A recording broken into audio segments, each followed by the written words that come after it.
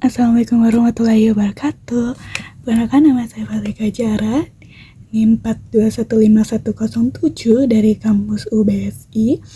Di sini saya akan menjelaskan cara penyelesaian dari soal HER yang ini untuk nomor 1. Jadi yang pertama adalah kita akan menghitung datanya. Sini dari soal itu terlihat ada 3 kelompok, kelompok A, kelompok B, dan kelompok C. Lalu ada jumlah datanya, bukan jumlah data tapi lebih ke data individunya. Sini ada untuk kelompok A ada 4, 7, 7, 6, 6. Lalu kelompok B-nya ada 5, 1, 3, 5, dan 4. Kelompok C-nya ada 8, 6, 8, 9, dan 5. Langkah yang pertama adalah kita menjumlahkan dari data ini, yaitu untuk di A ya, ini ada 4 ditambah 7 ditambah 7 ditambah 6 ditambah 6, lalu dibagi 5. 5 didapat dari jumlah datanya. Sini ya, 1, 2, 3, 4, dan 5. Kalau misalnya jumlah datanya ada 6, maka di sini dibagi 6. Jadi ini mengikuti si jumlah datanya. Lalu setelah dijumlah, dibagi, ini akan bertemu hasilnya, yaitu hasilnya 6. Lalu di kelompok B, 5 ditambah 1 ditambah 3 ditambah 5 dan ditambah 4, lalu dibagi 5, hasilnya adalah 3,6. Lalu kelompok C-nya caranya juga sama, dibagi 5, hasilnya adalah 7,2. Setelah kita menghitung si data per kelompoknya, selanjutnya kita akan menghitung rata-rata total, yaitu dengan cara menjumlahkan hasil dari menghitung jumlah data per kelompok lalu dibagi dengan jumlah data keseluruhan.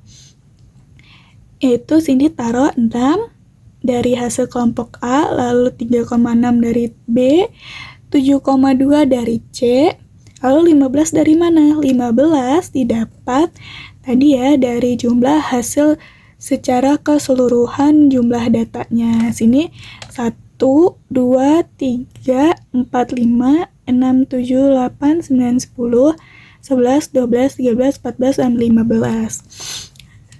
Kalau misalnya secara keseluruhan jumlah datanya ada 16, 17, maka ini dibagi 16 atau 17. Jadi tidak selalu berpatokan dibagi 15. Jadi ini ditambah lalu semuanya dibagi 15, maka hasilnya 5,6. Setelah itu kita akan menghitung SSB. SSB ini kita menghitung secara kelompoknya. Sedangkan kalau SSW kita menghitung individu yang ada di dalam kelompoknya. Dari SSB dulu ya, ini ada rumus SSB-nya. Ini kenapa 5? 5 didapat dari jumlah data. Sini 5. Kalau misalnya jumlah datanya 6 atau 7, maka taruh di sininya 6 atau 7 mengikuti si jumlah data. Lalu 6 didapat dari mana? 6 didapat dari hasil menjumlahkan data individu di dalam kelompoknya. Seperti ini. Lalu X total 5,6 didapat dari mana? Dari sini. Dari rata-rata total ini kita masukkan 5,6 lalu dipangkat 2. Lalu yang B-nya juga seperti itu, kita masukkan 3,6 dikurang 5,6 pangkat 2. Lalu yang C-nya 5. Lalu 7,2 dikurang 5,6 dipangkat 2. Kalau misalnya si A-nya ini jumlah datanya 5, lalu si kelompok B-nya jumlah datanya 6, lalu si kelompok C-nya jumlah datanya 7, maka ini dan ini, lalu ini akan mengikuti si jumlah datanya. Jadi tidak selalu melulu jumlah si kelompoknya itu jumlah si datanya itu sama. Cara menghitungnya adalah dengan menjumlahkan yang ada di dalam kurung terlebih dahulu, yaitu 6 dikurang 5,6, hasilnya adalah 0,4, lalu dipangkatin 2, hasilnya adalah 0,16.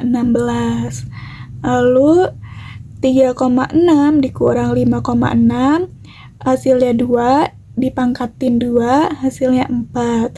7,2 dikurang 5,6, dipangkatin 2, hasilnya adalah 2,56. Lalu ini dikali 5 dikali 0,16, hasilnya 0,8. 5 dikali 4, hasilnya 20. 5 dikali 2,56, hasilnya 12,8. Lalu dijumlah dan hasilnya adalah 33,6. Lalu kita akan menghitung SSW-nya. Tadi SSB adalah menghitung kelompoknya, sedangkan kalau SSW kita akan menghitung individunya. Ini kita akan hitung satu persatu. Ini ada rumusnya. Ini adalah data dari kelompok A, lalu ini adalah data kelompok B. Sampai sini.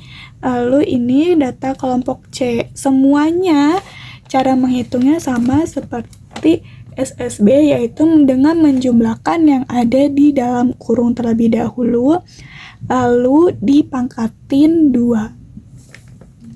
Maka untuk kelompok A hasilnya adalah 4 ditambah 1 ditambah 1 ditambah 0 dan ditambah 0. Lalu kelompok B-nya 1,96 ditambah 6,76 ditambah 0,36 ditambah 1,96 ditambah 0,16. Lalu untuk C-nya 0,64 ditambah 1,44 ditambah 0,64 ditambah 3,24 dan ditambah 4,84. Semuanya dijumlah.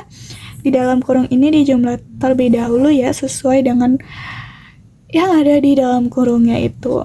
Lalu ditambah dan hasilnya untuk kelompok A hasilnya adalah 6, kelompok B hasilnya 11,2, lalu untuk kelompok C hasilnya 10,8.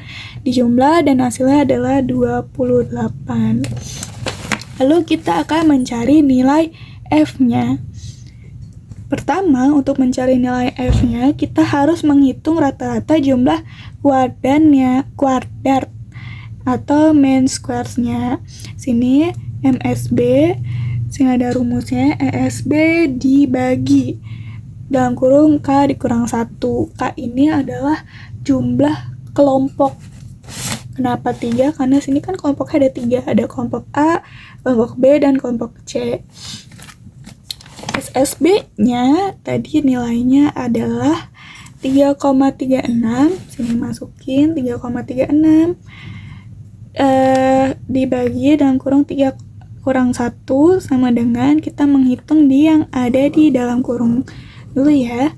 3 dikurang 1 maka hasilnya 2. Lalu 3,6 33 dikurang 6, 3,3 dibagi 0,6 dibagi 2 hasilnya adalah 16,8. Selanjutnya kita akan menghitung statistik uji F. Sini ada rumusnya, MSB dibagi MSW sama dengan 16,8 dibagi 2, kita akan menghitung MSW-nya dulu. Ini MSW-nya. Lalu menghitung statistik uji F-nya. Setelah itu, di sini kita akan menentukan nilai kritis dan mengambil keputusan. F-table dicari pada tabel distribusi F dengan derajat bebas, DF1 sama dengan 2 dan DF2 sama dengan 12 pada 0,0,5 nilai ini adalah 3,89. Keputusannya, karena F hitung 7,2 ini lebih besar daripada F table, maka hasilnya adalah menolak hipotesis. Itu. Selanjutnya kita akan membahas soal nomor 2. Selanjutnya di nomor 2 kita akan menjawab dengan cara yang pertama, yaitu merumuskan hipotesisnya dulu. Di sini hipotesis 0 sama dengan 70 jam, lalu hipotesis alternatifnya adalah 70 kurang dari 70 jam.